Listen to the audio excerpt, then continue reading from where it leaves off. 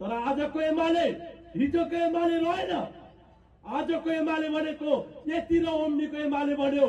आजको एमाले भनेको 70 करोडको एमाले हो। आजको एमाले भनेको जनता कोरोना कहरमा मर्न लाग्दै गर्दा त्यो कात्रोमा कमिसन खान लिप्त भानुभक्त ढकालको एमाले हो। आजको एमाले भनेको मान्छे सोनुदेखि दाचुलासम्म नाङ्गो खुट्टा हिँड्दै गर्दा रगत पैतालाबाट रगत चुहाउँदै हिँड्दै गर्दा त्यसलाई नदेखेर कमिसनमा लिप्त हुने खड्गवलीहरूको एमाले हो।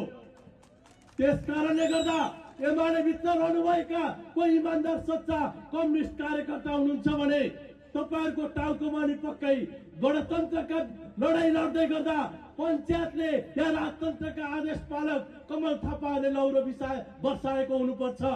एकचोटि टाउको सुमाउनुहोस् र भन्नुहोस् यो निर्वाचनमा म त्यो भ्रष्टगामीलाई भोट हाल्न तयार छैन।